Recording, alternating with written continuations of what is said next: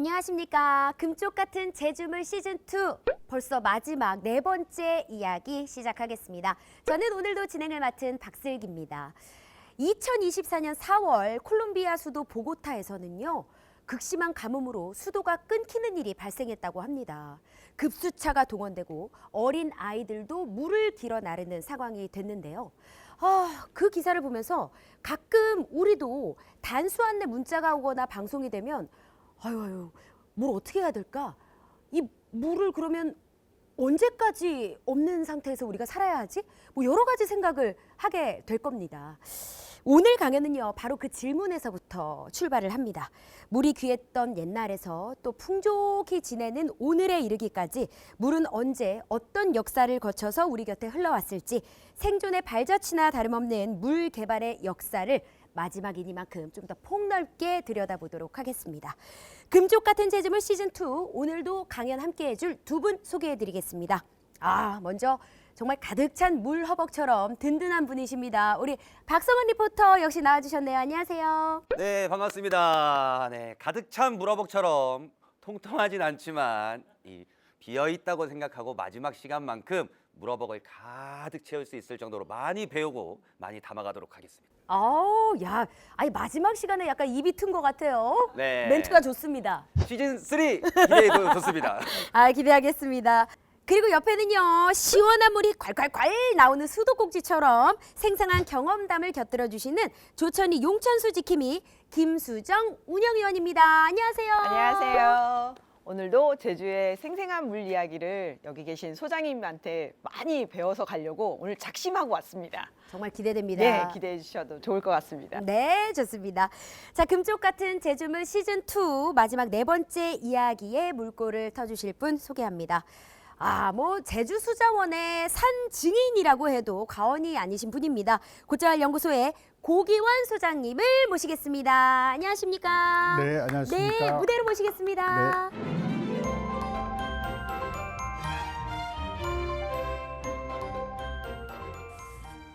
정말 등장부터가 남다르지 않습니까? 네. 예, 그냥 툭 치면 후두두둑 나올 것 같은. 네, 그리고 표정도 너무 인자하셔가지고. 맞습니다. 제주 수자원 개발에 뭔가 뿌리이실 것 같은 이름마저 뭔가 여러 가지 의미를 담고 계신 고기원 소장님. 일단 소개 다시 한번 부탁드리겠습니다. 예, 저는 제주 곶자왈 연구소의 소장을 맡고 있는 고기원입니다.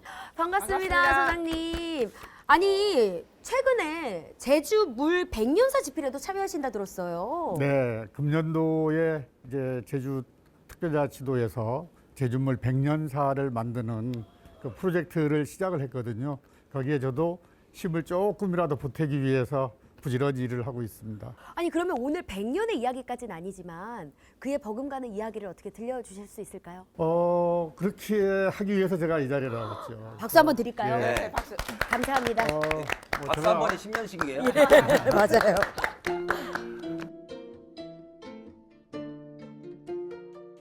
자, 우선 일제강점기 때로 돌아가서 보면 여러분들 제주도에 물장수가 있었다라고 얘기를 하면 믿으시겠나요? 물을 길어오는 우리 안악내 어멍들은 좀 얘기를 많이 들었고 돌챙이까지 저희가 학습을 했습니다. 물을 지게로 지어다가 물을 파는 거예요. 지금 보시는 그림이 제주 성내에 물을 이제 운반하는 거리에 따라 가지고 물값을 색깔로 달리 표현한 물값 지도예요. 저희도 배달 어플 사용하다 보면 좀 먼 거리는 좀 1,000원씩 더 붙거든요. 그죠. 이때부터 시작이 됐네요. 네. 역시 배달의 민족. 그러게요. 그러니까 지금의 우리가 물을 사 먹는 시대에 살고 있지만 실은 1900년대부터 그래서 돈 받고 팔았네. 물을 팔고 사는 그런 일들이 있었다라고 하는 거를 이제 우리가 이제 저 기록을 통해서 찾아볼 수 있는데 저 지도는요 1923년에 일본인 지리학자가 제주도에 와서 조사를 하면서 실제로 제주 성내의 각 번지마다 지적도에 따라 가지고 물값을 다 표기해 놓은 거예요. 그래서 예를 들면 저기에서 노란색으로 나온 곳은 석유통 즉 20리터 한 이제 깡에 네. 3전을 받았던 곳이에요. 3전. 삼전. 아, 예. 1강 3전. 예. 저 지도에서 또 하나 이제 우리가 느낄 수 있는 거는 제주 성내에 빨간 점으로 표시된 곳이 그 당시에 이용했던 우물이에요. 우물. 뭐 1에서 한 2m 정도 땅을 파서 예. 물이 고이잖아요. 그 물을 이제 우물이라고 얘기하는데 저처럼 18개에 해당하는 상당하는 우물이 제주 성내에서 이용이 됐었다라고 하는 거를 그 마수다 이찌찌 교수의 저 지도를 통해서 우리는 지금 배울 수가 있는 거예요. 두 번째로 일제 강점기 때 이제 빼놓을 수 없는 기록 중에 하나가 네. 수도가 만들어진 겁니다. 최초의 수. 자, 서귀포에만 있어요, 그것도.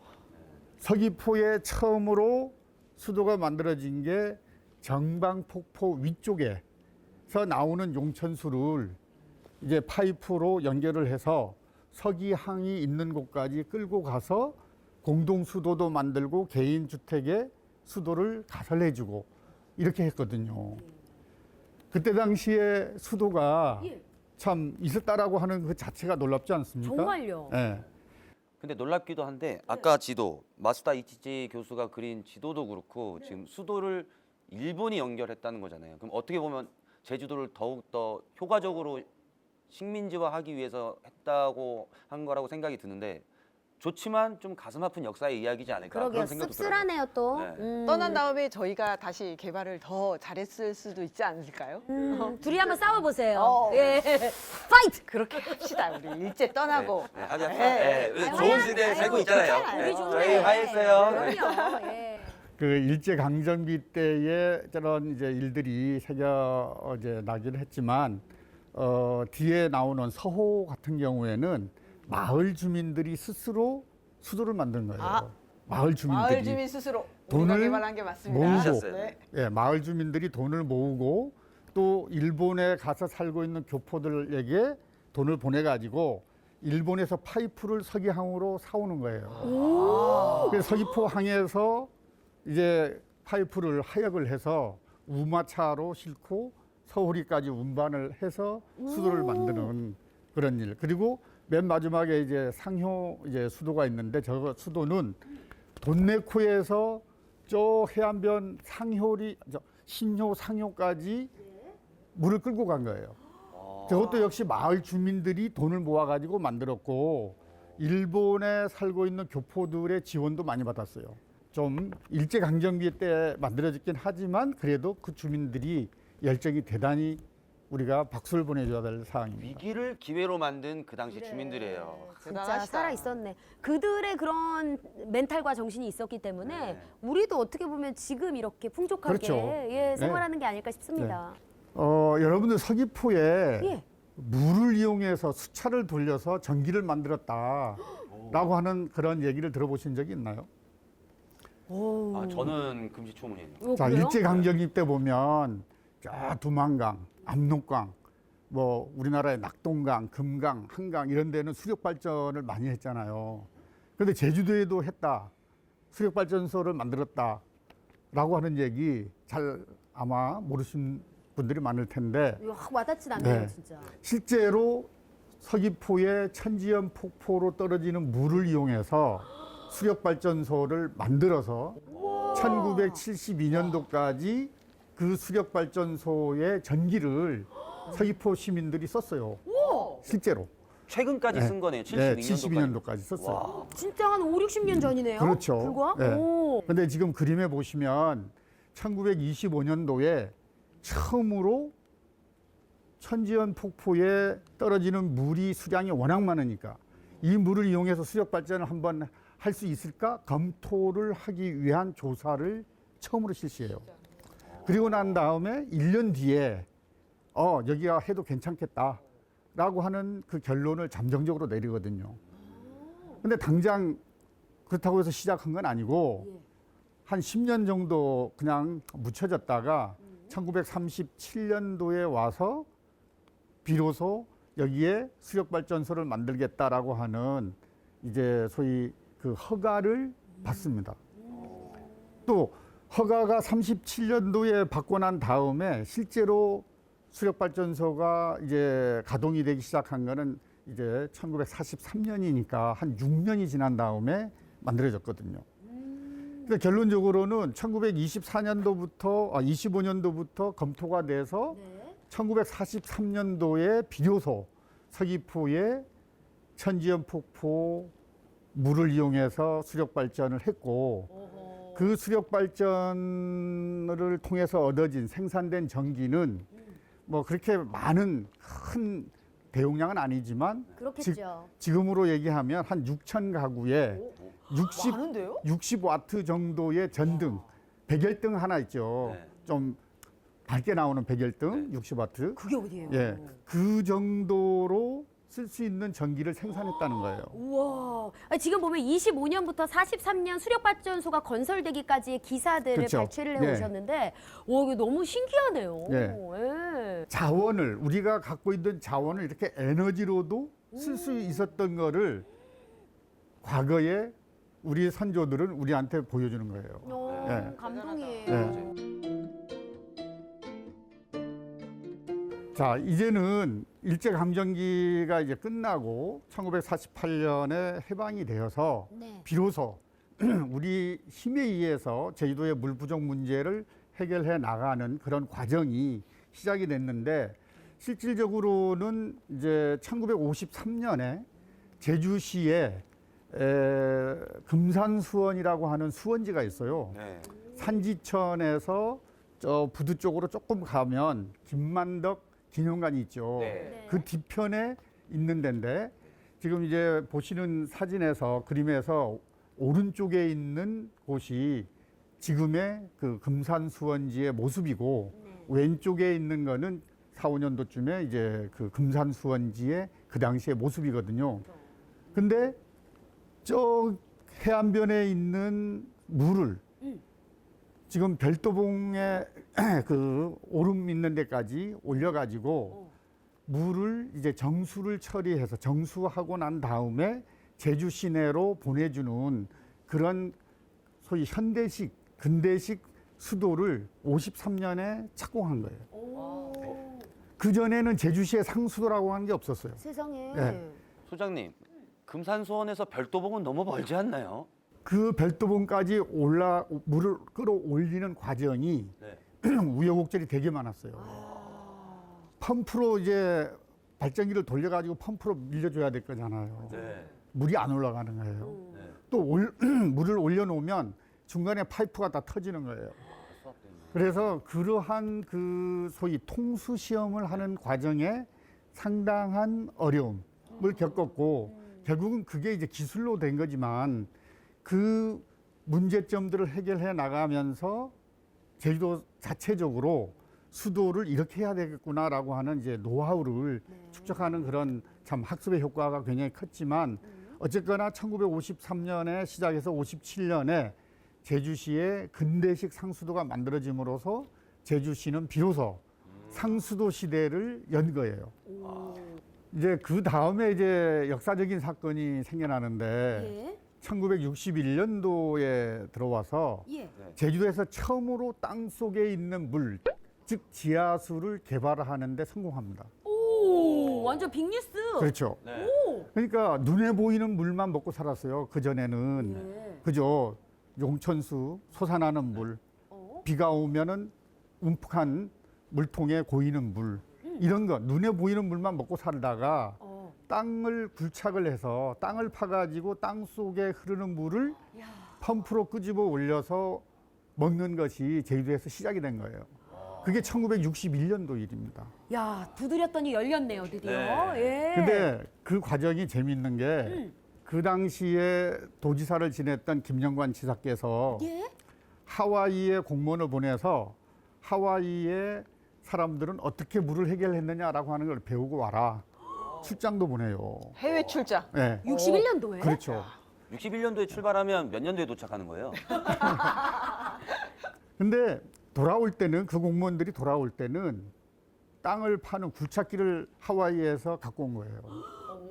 아니, 그게 아니 그냥 배에 싣고 온 거예요. 그쵸? 배에 갖고 와야겠죠. 배로 비행기로 싣고 온 가서 거예요. 배로 왔네요. 네. 오. 네.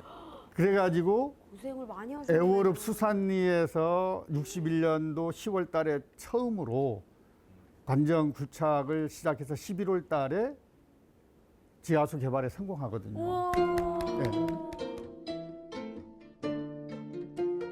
자, 그 다음에 제주도 수자원 개발사에서 예.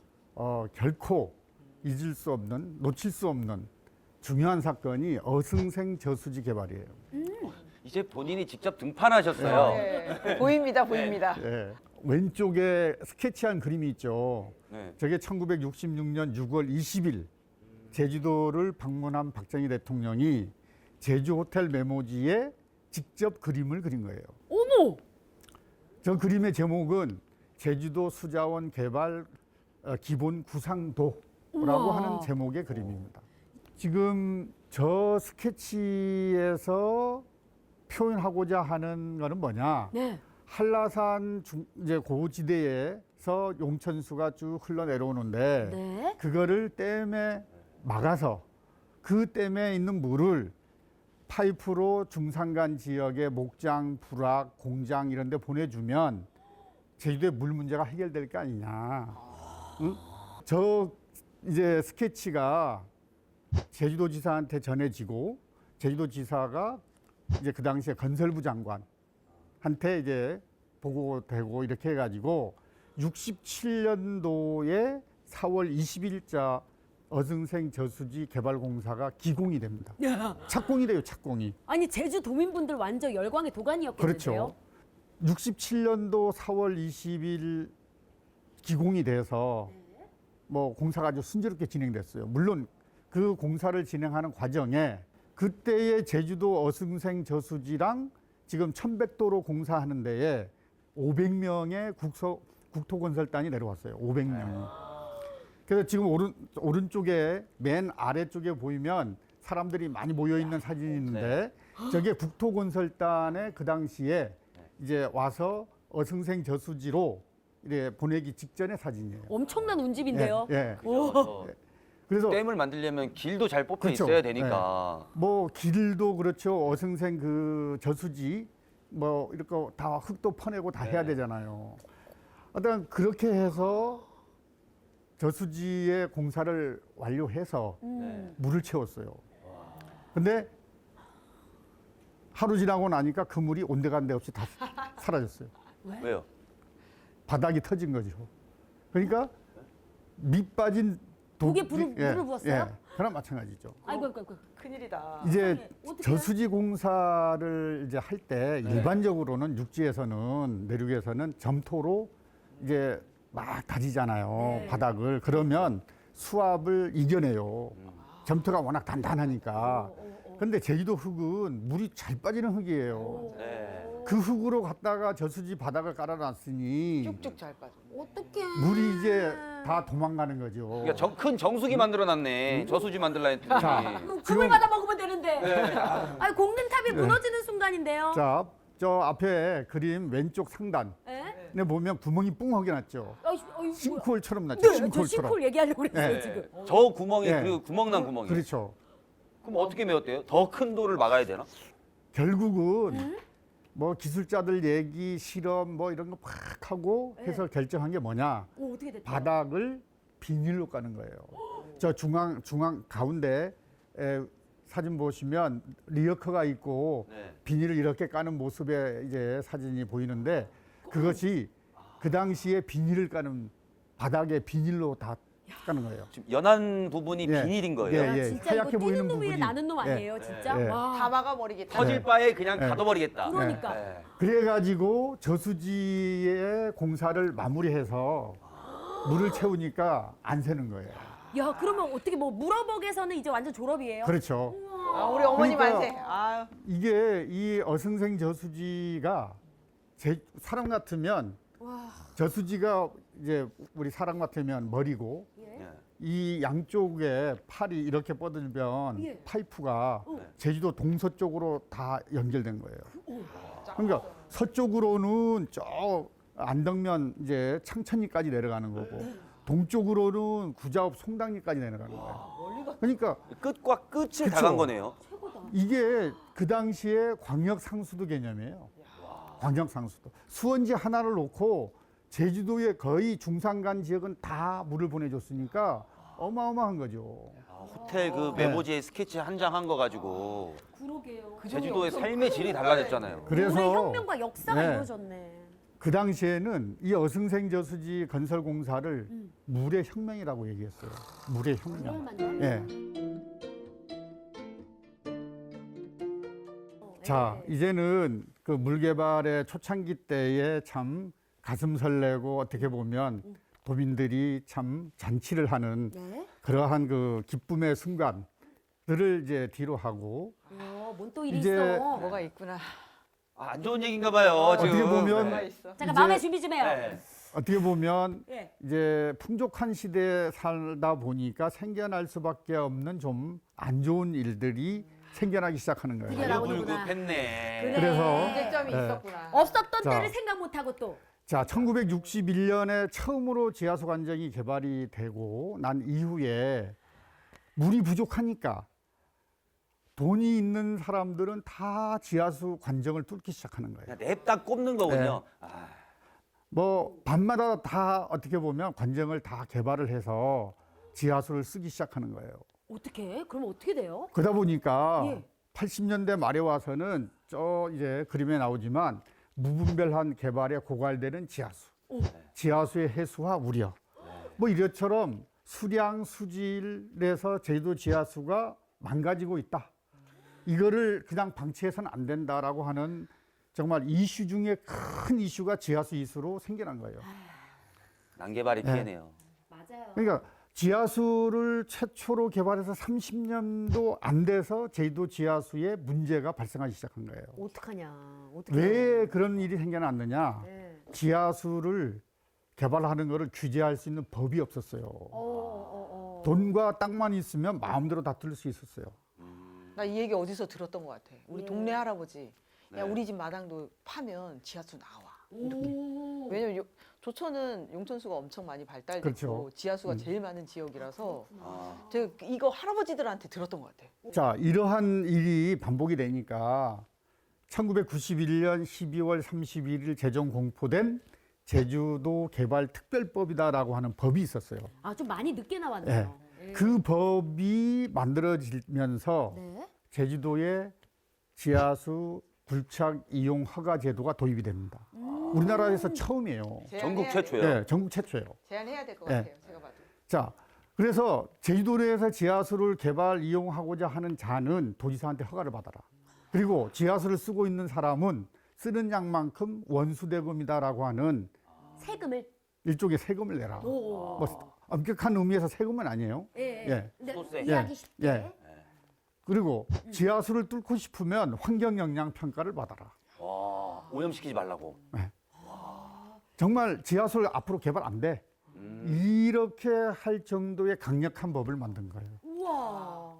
조금 늦긴 했지만 네. 정말 강력하게 네. 규제를 네. 해서 어떻게 보면은 우리 지하수를 조금 더 오랫동안 써야 되니까. 그렇죠. 예. 그래서 그 제주도개발 특별법에 이제 시작으로 해서 제주도가 자체적으로 지하수를 관리를 하기 시작했거든요. 어. 그래서 91년도를 기점으로 해서 지하수 보전 시대로 패러다임이 물 정책의 패러다임이 바뀌기 시작합니다. 오. 예.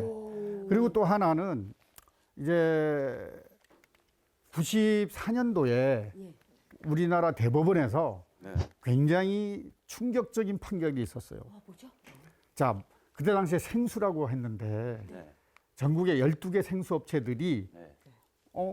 우리가 만드는 생수를 수출을 하거나 국내에 있는 외국인들한테만 팔도록 제한을 하고 있는데 정부가 네. 그것은 잘못된 것이다라고 소송을 냈거든요. 근데 대법원에서 94년도에 3월 8일자로 판결을 내리는데 헌법에 위반했다. 즉 생수를 외국인한테 팔거나 수출하는 데만 쓸게 팔아라. 이렇게 제한하는 거는 잘못됐다라고 하는 거죠. 그렇지.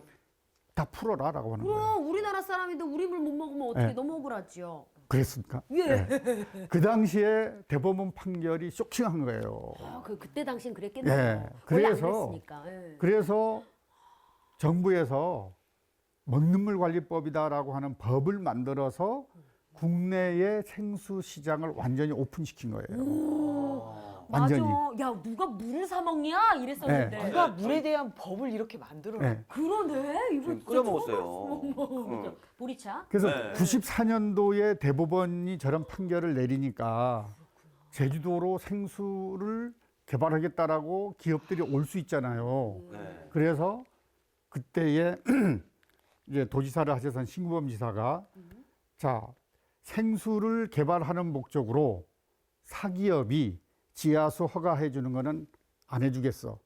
라고 특별법을 개정해서 만든 거예요. 잘하셨네. 네. 그렇게 해서 딱 제도적으로 이제 무분별한 생수 개발을 못하도록 막아놓고 제주개발공사를 95년도에 만든 거예요.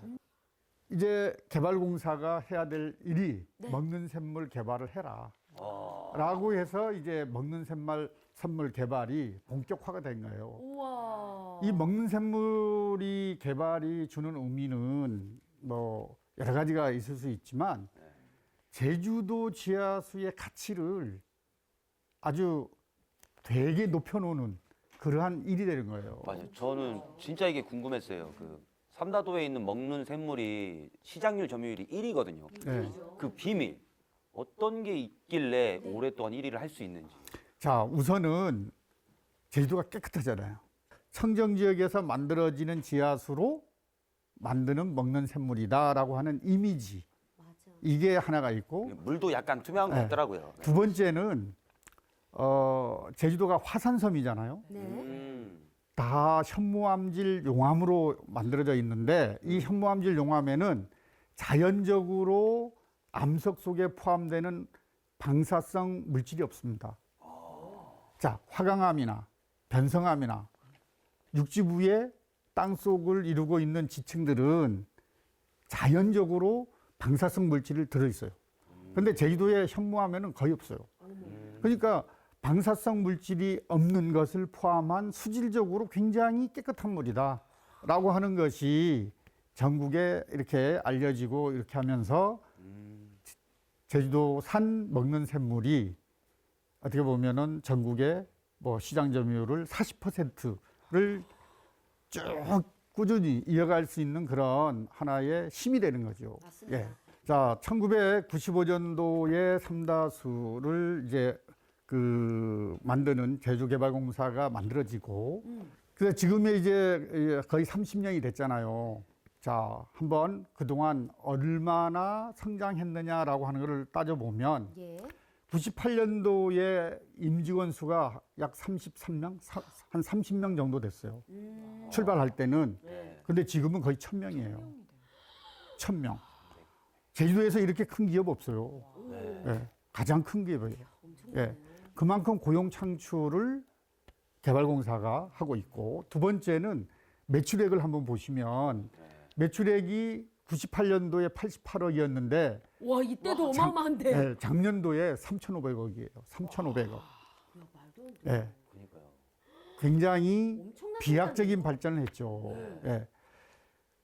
여기에서 벌어들인 수익금이 이제 제주도청이 만든 회사잖아요. 네. 그러니까 제주도청한테 이익을 배당해줘요. 매년 와. 170억씩 배당해줘요. 170억. 그 중에 효자다, 효자. 20%는 지하수 보존 관리하는 쪽으로 자동적으로 넘어가요. 그러니까 32억이라고 하는 돈이 지하수 보존 관리하는 쪽으로 딱 넘어가요. 그러니까 많이 빠지네요, 일단. 예, 수익 중에 많이 빠지는데. 자, 제가 드리고 싶은 얘기는 그거예요. 지하수로 지하수를 관리한다라고 하는 어떻게 보면 지하수 관리의 방향이 만들어진 거예요. 우와. 지하수를 관리하려고 하면 돈이 엄청 들어요. 그러게요. 관측망도 설치해야지요. 자동 모니터링도 해야 되지요. 폐공도 원상복구 시켜야지요. 네. 돈 쓸 때가 되게 많은데 그 돈이 다 어디서 나와야 돼요? 돈이 있어야 관리할 거 아닙니까? 그렇죠. 자, 그래서 앞서 얘기 드렸던 지하수를 쓰는 분들한테 받아들이는 원수 대금 일종의 세금이라고 말씀하셨던 네. 거 그거 플러스 개발공사가 이익 배당으로 보내주는 돈 예. 합치면 거의 한 200억 되거든요. 1년에 200억 정도의 예산으로 지하수를 지금 관리를 하고 있는 거예요. 네. 공장이 조천읍 교례에 있는데 네. 거기에 보면 저희 마을 위에 이제 중산간 2층에 있는데 공장이 여기에 들어선 뭐 남다른 뭐 이유가 있을 것 같습니다, 소장님. 우선은 한 세 가지로 말씀을 드릴 수가 있는데 첫 번째는 비가 많이 내리는 지역이에요. 자, 교례리가 1년에 지금 한 2,900mm 정도 비 내리거든요.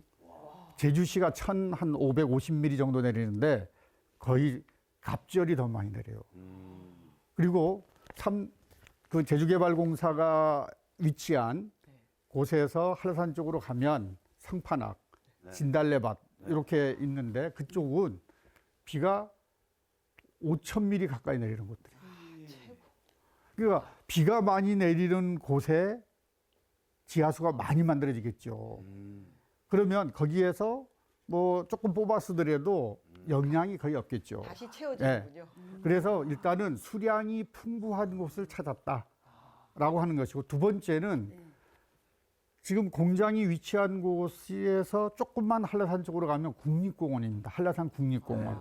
그러니까 오염원이 들어설 수가 없는 거예요. 개발도 안 되겠죠. 그렇죠. 자, 공장을 수백억, 뭐 수천억 들여서 만들어 놨는데 한 10년, 20년 지나고 난 다음에 뒤에 막 집 들어서고 공장 다른 거 들어서고 아파트 단지가 들어오고 막 이렇게 해버리면 골치 아파요. 안 되죠. 안 됩니다. 그래서 오염원이 없는 미래에도 개발 어떤 위험성이 없는 그런 지역을 선택한 것이고. 아니, 우리 수정 씨는 예. 도대체 얼마나 좋은 데 사시는 거야? 나 정말 청정지역이 살고 있어요. 웬일이야. 나- 거기 집이래요. 네. 네. 이름도 수정이잖아요. 내 스타일이야 진짜. 빛나 빛나. 네. 그리고 마지막으로는 그 공장 앞으로 보면 큰 도로가 지나가죠. 네. 접근성. 예. 그치, 그러니까 그치. 물류. 그래 맞아. 예, 트럭으로 계속 제품을 싣고 그래 도로가 빵 예, 뚫려 있어야 돼. 또 원료도 들어와야 되고 이렇게 하잖아요. 그만큼 접근성이 좋아야 되죠. 모든 게 예. 다 합이 맞았네요. 그래서 예. 그러한 그 세 가지 조건을 고려해서 현재 위치로 정한 것이다. 이렇게 말씀을 드릴 수 있습니다. 소장님 아무거나 물어보라 하셨잖아요. 예, 예. 그럼 교례리엔 닭칼국수가 왜 맛있는 거예요?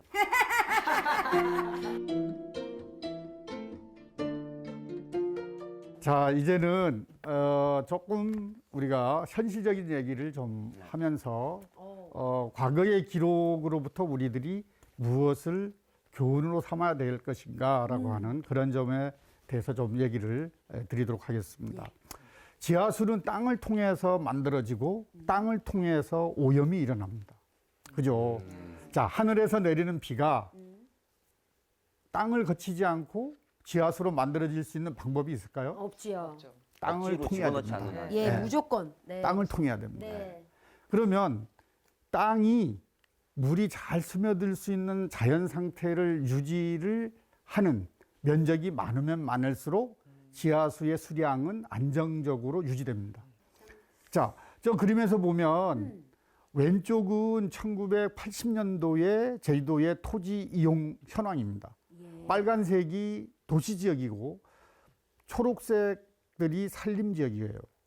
예예예. 근데 오른쪽에 있는 그림은 2015년도, 그러니까 35년이 지난 2015년도에 제주도의 토지이용 현황도인데 빨간색이 부쩍 늘어났죠. 도시 지역이.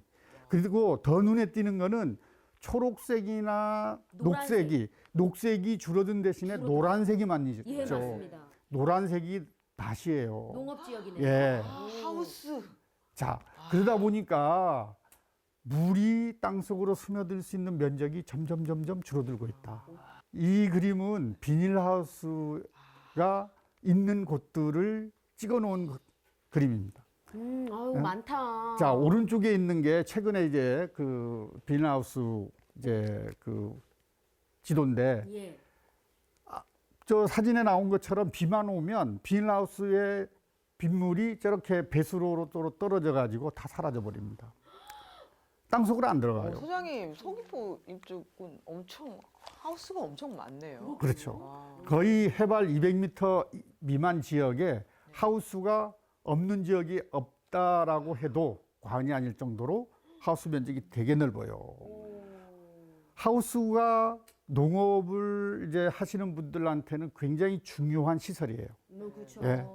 자, 노지로 해서 수익을 장담할 수 없잖아요. 그러니까 하우스를 할 수밖에 없는데 소비자 입장에서도 또 네. 제철 과일뿐만 그렇죠. 아니라 각 계절에 많은 과일을 즐길 수 있으니까요. 예. 그런데 이제 저렇게 떨어지는 물들을 그러게요. 바다로 다 빠져나가지 않고 땅속으로 들어갈 수 있도록 뭔가는 해야 된다라고 하는 얘기예요. 조치를 취해야겠네요. 예. 그렇지 않으면 자, 땅도 점점 불투수 면적이 넓어지고 비닐하우스에 내려서 떨어지는 물들도 바다로 빠져나가 버리고 이렇다 보면 예. 지하수에 생성되는 양이 줄어들 수밖에 없다라고 하는 그런 우려가 있고 두 번째는 오염이에요, 오염. 맞아요. 자, 사람이 살다 보면 오염 물질을 뭐 안 만질 수가 없어요. 네. 다 만질 수밖에 없는데 그럼요. 이제 그런데도 불구하고 지금 지도 왼쪽 지도에 나오는 빨간색 지역은 질산성 질소라고 하는 오염 물질이 농도가 매우 높게 나오는 지역들입니다. 그 질산성 질소는 화학 비료, 축산 폐수, 생활 하수 이런 데서 나오는 물질들이에요. 아, 그래요? 예. 아, 자, 그런 것도 그리고 저 지역들은 또 축산 시설들이 되게 많아요. 소를 키우거나 돼지를 키우거나 이런 곳들이 되게 많아요. 우리 수정 씨가 오신 조천 쪽에도 엄청 많습니다. 농장 많죠. 네, 농장 그러다 많이 보니까 많습니다. 붉은색이 노란색과 더불어서 조천 쪽에도 꽤 많이 나오잖아요. 그 다음에 이제 마지막으로 기후변화를 꼽을 수밖에 없죠. 기후변화의 세 가지 현상은 첫 번째, 현재보다 기온이 더 오른다. 그렇죠. 더워지죠. 예. 여름이 너무 길잖아요. 그죠? 예. 자, 기온이 점점 높아진다라고 하면 물을 그만큼 많이 소비하잖아요. 네. 그죠? 여름이 6개월 되면 앞으로 6개월이 될 텐데 그동안의 물 소비량이 얼마나 많아져요? 많아지죠. 예. 두 번째, 현재보다 비가 더 많이 내린다. 또 강도가 강해진다. 네. 그죠? 비 오는 날짜 수가 적어진다. 점점 이 비의 강도가 강해진다라고 하는 것은 네. 비는 많이 내리지만 바다로 빠져나가 버리는 양이 훨씬 많아진다라고 하는 거죠. 예. 그리고 마지막으로는 현재보다 바닷물 수위가 더 높아진다. 이 세 가지로 압축되잖아요. 그러면 이 세 가지 현상이 물을 관리하는 데는 되게 어려운 문제를 주는 거예요. 그래서 기후변화에 우리가 적응을 하기 위해서는 이 세 가지 문제를 우리가 어떻게 적응할 거냐라고 하는 그러한 참 어려운 숙제를 우리가 지금부터 해나가지 않으면 하루아침에 이것을 뭐 못으로 망치로 못질 하듯이 할 수는 없는 일이고 스텝 바이 스텝으로 이걸 꾸준히 해나가야 되기 때문에 굉장히 필요한 일이다라고 이제 말씀을 드릴 수가 있고 결론적으로 말씀드리는 것은 우리가 어렵게 만들어 놓은 물의 풍요 시대를 예. 우리 후손들한테 잘 전달해 주기 위해서는 물을 잘 다루는 기술을 갖는 사람들을 많이 키워서 이 사람들로 하여금 정말 제주물을 책임지고 연구하고 정책을 발굴하는 그런 미션을 주고 그만큼 대우도 해주고 이렇게 해야 되겠다.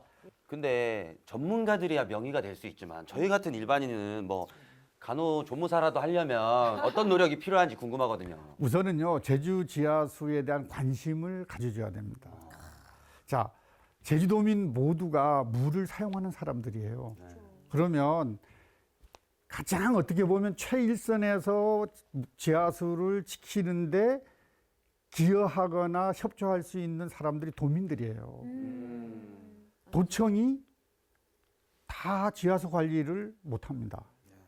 주민의 협조, 도움이 없이는 절대 안 되는 거예요. 이게 그래서 그런 캠페인도 하고 그렇게 하기 위한 뭐 거버넌스도 구축을 하고 또 그런 데에 필요한 자금도 지원하고 이렇게 아주 체계적으로 해나가야 될 필요성이 있다라고 하는 말씀을 드립니다. 네, 오늘 너무 귀한 말씀 감사합니다. 네.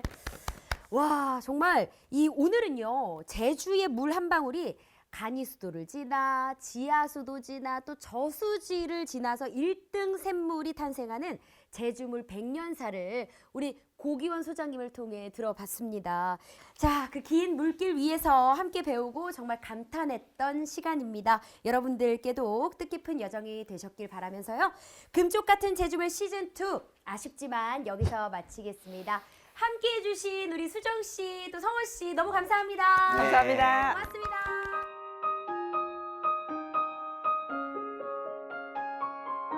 저도 제주도에 살고 있지만 너무 물을 쉽게 생각한 게 아닌가 싶기도 하고 여러분들이 느끼는 것처럼 저도 똑같이 느끼고 있는데 제발 시즌3에서 만났으면 좋겠습니다. 시즌3에서 만났으면 좋겠습니다. 박성원이었습니다. 주민으로서 제가 저희 지역에 가서 여러 가지를 또 주민들한테 알려야 되는 역할을 해야 될 것 같고요. 그리고 이런 일을 하게 돼서 이제 박사님, 소장님들을 만나면서 많은 지식을 배우고 가게 돼서 저도 3편에서 꼭 다시 한번 만나 뵙고 싶습니다. 우리 곁에 그냥 흔히 볼 수 있는 이 물이 특히 제주물이 얼마나 소중하고 또 귀한지 다시금 알 수 있는 기회였습니다. 저도 이제 물 좀 아껴서 쓰고 또 환경을 좀 더 생각하는 그런 슬기가 되겠습니다. 오늘 너무 귀한 시간 감사합니다. 금쪽 같은 제주물 여러분들 많이 많이 사랑해 주세요.